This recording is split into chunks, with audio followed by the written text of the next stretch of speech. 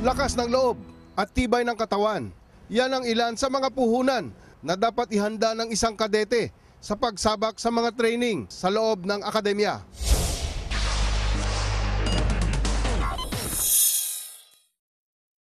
Ang buhay ng isang kadete sa loob ng PNPA ay umiikot sa pagsunod sa istriktong tuntunin ng akademya. Barracks ang itinuturing na tirahan ng mga kadete. Magkahiwalay ang barracks ng mga babae at lalaking kadete ng bawat batalyon. Sa pagtulog, mayroon silang isang posisyon na sinusunod. Dito, magdamag rin na umiikot ang duty officer upang sitahin ang mga humihilik at magulo sa pagtulog.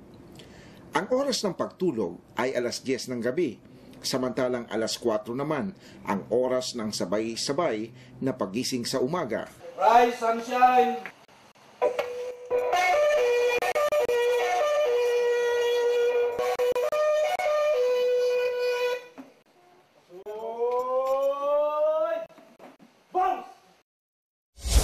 Pagkagising nila, after having their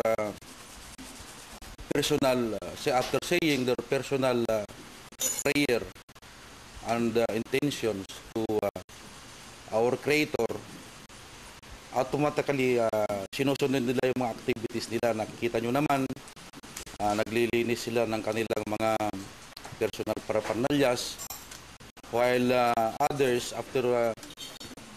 after doing their cleaning of their personal paraphernalias, prepare yung mga uniforms nila. Yung iba, probably magpaplansa na sila ng mga crumpled uniforms. Naglilinis naman nila sa paligid, sa palibot, sa kanilang underbanks, sa floorings, naglilinis na sila para pagkagising lahat ng mga upperclassmen ay nakaprepare na. Dito sa loob ng PNPA, mataas ang respetong ipinapakita ng underclass sa kanilang upperclass. Sila kasi ang maituturing na kuya nila sa loob at maging sila man ay makapagtapos na sa akademya.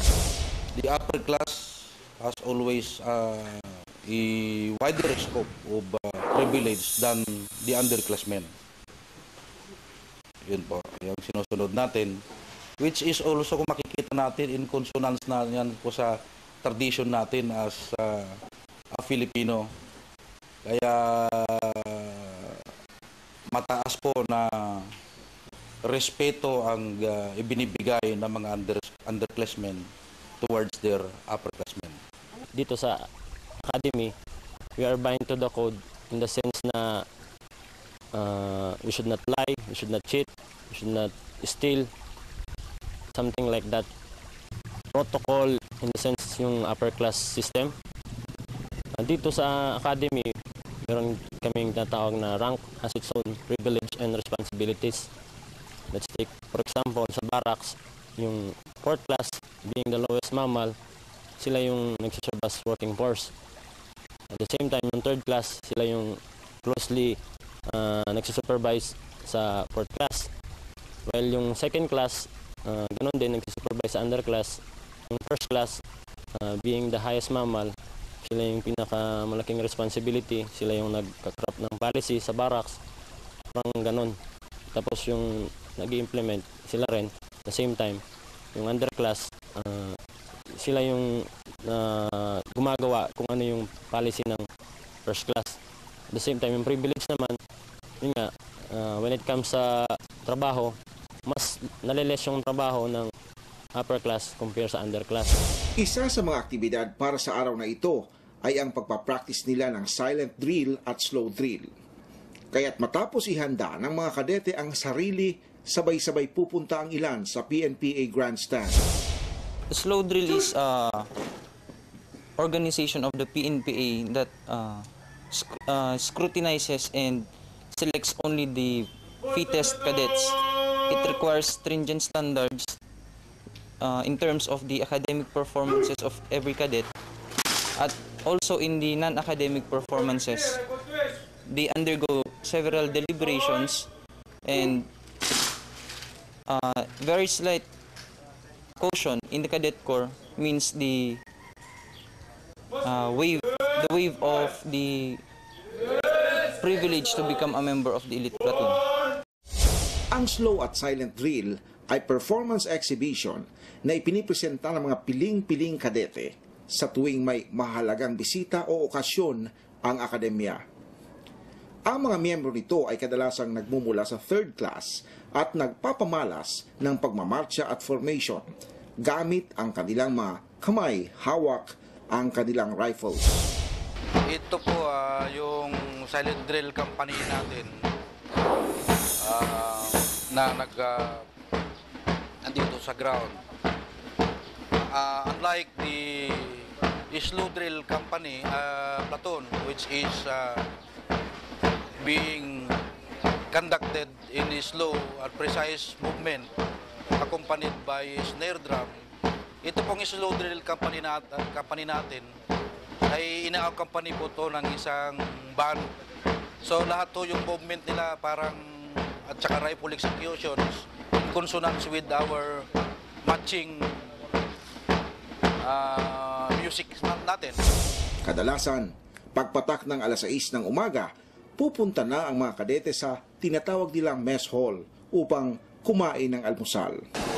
Nandito po ngayon tayo sa Cadet Mess Hall.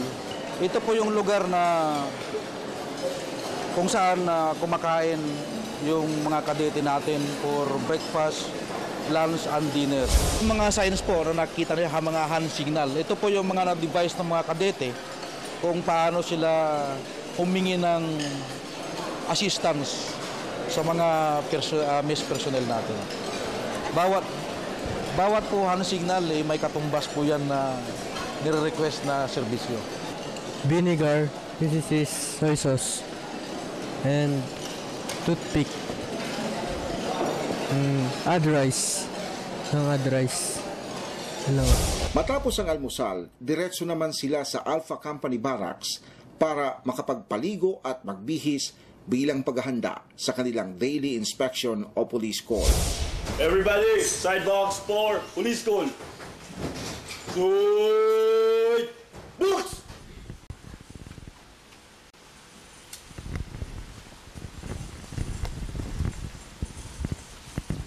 The police call is being conducted to check what is the level of discipline sa ating mga kadete.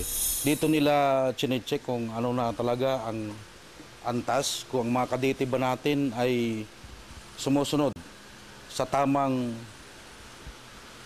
antas ng isang disiplinadong kadete. Ito po ay para malaman natin kung sila ay sumusunod sa standard set up by the academy for them to follow sa kanilang pananamit, tamang pananamit in connection with, in consonance with the tamang bihis sa Philippine National Police, sa Bureau of Fire Protections, at saka sa Bureau of Jail Management and Penology. Ito pong suot nila ngayon ay, ito po ang General Cadets Attire, GUA, General Office Attire kung sa PNP pa ang ating magiging basihan. Ito po ay talagang ginagawa natin para ma-enhance po ang disiplina ng bawat kadete which are being trained as future part and parcel of the public safety system. Our humble contributions to the Philippine National Police INP training, to the Philippine National Police Integrated Transformation Plan Performance Governance System. Inuulit ko, isang abang kontribusyon sa Philippine National Police. Dahil po, karamihan po sa kanila, kung hindi po ako nagkakamali, 80%. Upon graduation, will be joining the Philippine National Police. So ano po yung mga ni-inspect niyo during this police call? Ito nga, ina-inspection natin yung personal appearance nila. Pagkat may kasabihan po tayo, kung ano ang appearance ng isang tao, ay doon mo unang-unang makikita kung ano ang antas ng disiplina nito, ng personal discipline nito. Hindi lang sa simula sa baba, sapatos, pati medyas, your fingernails, haircut, harap sa likod. And kung nasa tamang plancha ba yung kanyang uniforme, harap sa likod. Chine-check po natin kung gaano nila ang kalinisan at ang kaayusan ng kanilang mga gamit. Kung properly folded ba ang kanilang mga bed sheets, kung properly in place ba ang kanilang mga kagamitan pangpaa, sapatos, sinelas, and so on, and others. Chine-check po rin natin ang kaayusan ng mga lockers nila, kung saan nilalagay ang mga iba't ibang kasuotan, kagamitan sa pagiging isang kadete. Kung mayroon po tayong nakikitang misdemeanor, ito po i-correct natin sa pagbibigay ng administrative sanction. In this case, kung may makita po tayong wala sa tamang lugar, wala sa tamang ayos, ibinibigyan po natin sila ng demerits. Maganda naman yung kanila is more open, binibigyan po natin ng tamang merito. Yes, ito po yung standard na isinet ng mga cadet officers nila. Tamang tupi, dapat po nakalinya po yan sa makikita nyo. Pare-parehas yung seal at saka name ng academy nakalabas. Ganon din po yung fold ng mga jogging pants nila. Matapos ang kanilang inspection sa barracks, pumupunta na sila sa kanilang classroom para naman sa kanilang academic class.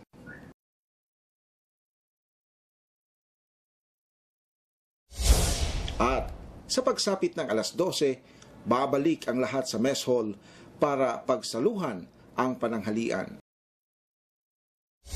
Sa loob ng PNPA, nilalakad lang ng mga kadete ang hektaryang lugar na ito. Sa bawat pinupuntahan nila, maging ito man ay by platoon o grupo, may ilan ka mang kasama o kahit dalawa lang kayo, mistulang sila ay nagpaparada sa lahat ng pagkakataon.